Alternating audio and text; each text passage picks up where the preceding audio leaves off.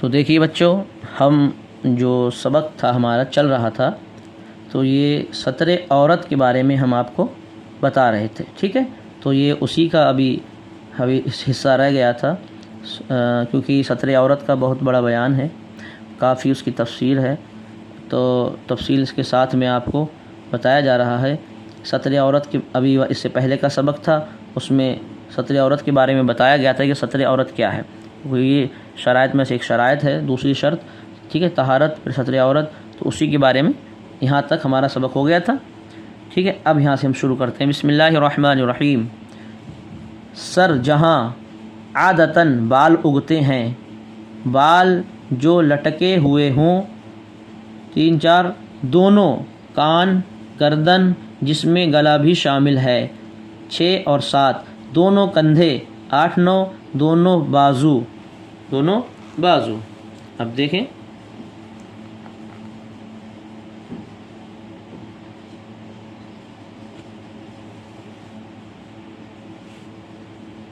This number اور 11، دونوں کلائیاں، 12، سینہ یعنی گلے کے جوڑ سے دونوں پستانوں کے نیچے تک، 13 14، دونوں پستان، 15، پیٹ یعنی پستان کے حد زیریں سے ناف، حد زیریں سے ناف کے نیچے والے کنارے تک، نمبر 16، پیٹھ یعنی پیٹھ کے مقابل جو پشت کی جانب سیدھا میں سینہ کے نیچے سے شروع کمر تک جتنی جگہ ہے، 17، دونوں کندھوں کے درمیان کی جگہ، 18 19، دونوں سورین یعنی چوتڑ، 10، فرج یعنی آگے کی شرمگاہ یعنی اندام نہانی،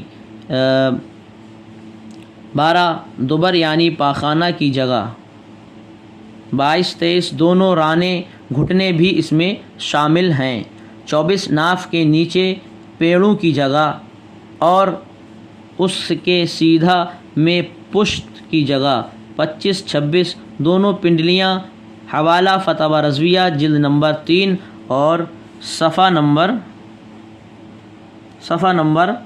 6 8، ٹھیک ہے؟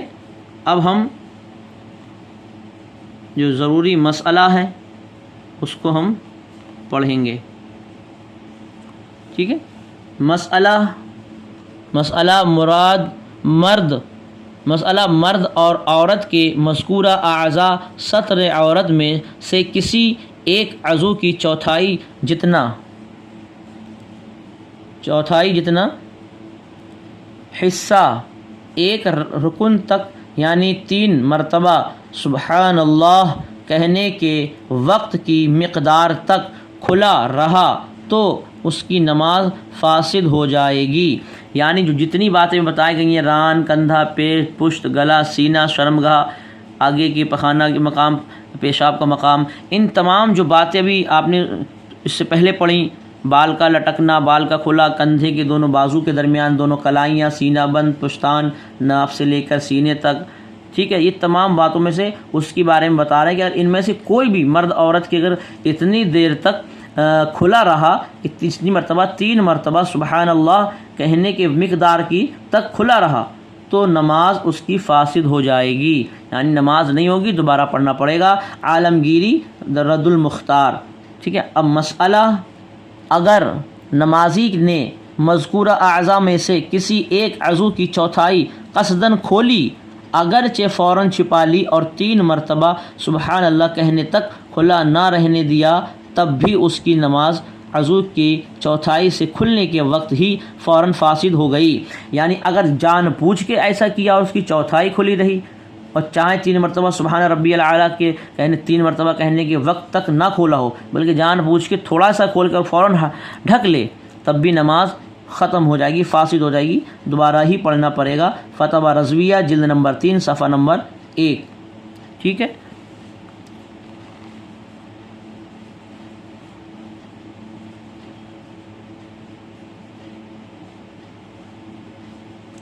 اب دیکھیں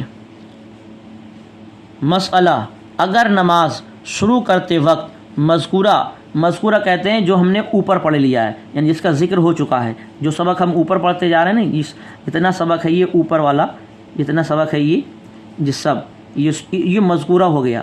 ہم جتنا پڑھ گئے ابھی اسی صفحہ میں ابھی بالکل پڑھا ہے، جتنا ذکر ہو چکا ہے سبق کا، اس کو کہتے ہیں مذکورہ. ٹھیک ہے، مذکورہ بالا. ٹھیک ہے، اگر نماز شروع کرتے وقت مذکورہ اعضاء میں سے، یعنی جو گنائے گئے تھے ابھی، پنڈلیاں، ران، کلائیاں، جو بھی چیز ہیں وہ سب اعضاء میں، مذکورہ اعضاء میں سے کسی عضو کی چوتھائی کھلی ہے. ٹھیک ہے، یعنی اسی حالت میں تکبیر تحریمہ اللہ اکبر کہی تو اس کی نماز شروع ہی نہ ہوئی. رد المختار، یعنی پہلے تو تھا کہ نماز میں اگر چوتھائی حصہ کھل جائے 3 مرتبہ سبحان اللہ کہنے کی مقدار تو نماز فاسد ہو جائے گی. دوسرا مسئلہ یہ ہے کہ اگر جان بوجھ کے کھولا اتنا، اگرچہ 3 مرتبہ سبحان ربی الاعلیٰ نہ کہنے کے وقت سے، یعنی کھولا سے ڈھک لیا جان بوجھ کے، تو نماز نہیں ہوگی. اور اگر تکبیر تحریمہ جو ہم نماز شروع کرتے ہیں اللہ اکبر کہہ کے، اس وقت اگر یہ چیزیں کھلی ہوئی رہ گئیں تب بھی ہماری نماز تو شروع ہی نہیں ہوگی. ٹھیک ہے، نماز شروع ہی نہیں ہوگی. مسئلہ عورتوں کا وہ دوپٹہ کہ جس سے بالوں کی سیاہی چمکے مفسد نماز ہے. ٹھیک ہے، یعنی اتنا باریک دوپٹہ اوڑھ کے نماز پڑھے کہ اس کی اندر کا جسم دکھے یا بال دکھیں تو نماز نہیں ہوگی. جیسے بالوں کی سیاہی دکھے، اتنا باریک دوپٹہ ہے تو نماز ہوگی ہی نہیں. فتویٰ رضویہ جلد نمبر 6 صفحہ نمبر 1. مسئلہ عورت کا چہرہ اگرچہ عورت نہیں لیکن غیر محرم کے سامنے چہرہ کھولنا منع ہے، اور اس کے چہرہ کی طرف نظر کرنا اور دیکھنا غیر محرم کے لیے جائز نہیں. در مختار. مسئلہ ستر عورت کے یعنی معنی یہ ہے کہ نمازی اپنے سطر کو دوسرے لوگوں سے اس طرح چھپائے کہ اس کے جسم کی طرف عام طور سے نظر کرنے سے اس کا سطر ظاہر نہ ہو. تو معاذ اللہ اگر کسی شریر نے کسی نمازی کا سطر جھک کر دیکھ لیا تو نمازی کی نماز ہو جائے گی. نماز میں کچھ فرق نہیں آئے گا، البتہ جھک کر دیکھنے والا سخت گنہگار ہوگا. عالمگیری. مسئلہ آج کل لوگوں میں ایک غلط مسئلہ رائج ہے کہ اگر تہبند لنگی کے نیچے نیکر یعنی چڈی بولے نیک چڈی یا جانگیا نہیں پہنا تو نماز نہیں ہوتی. یہ بات غلط ہے، نماز ہو جائے گی. تو اب دیکھیں ہمارا جو سطر عورت کا مسئلہ تھا وہ ہم نے پورا پڑھ لیا. ٹھیک ہے،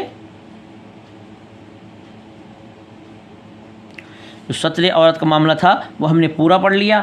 اب ہم اگلی ویڈیو میں انشاءاللہ تعالی نماز کی تیسری شرط، ہم نے پہلے پڑھا نماز کی طہارت اور سطر عورت، یہ 2 شرطیں ہو گئی. اور نماز کی تیسری شرط استقبال قبلہ. ٹھیک ہے، اب ہم انشاءاللہ اگلے سبق میں اس کو شروع کریں گے. تو جو حضرات نماز سیکھنا چاہتے ہیں، اپنی نماز صحیح کرنا چاہتے ہیں اور اردو پڑھنا سیکھنا چاہتے ہیں، کچھ مسائل کی جانکاری چاہتے ہیں، تو برائے کرم ہمارے چینل چمن اردو کو ضرور سبسکرائب کریں اور بیل آئیکن کو تو ضرور دبائیں تاکہ روزانہ ایک نیا سبق شام کو آپ حضرات کی خدمت میں حاضر ہو جائے. تب تک کے لیے خدا حافظ.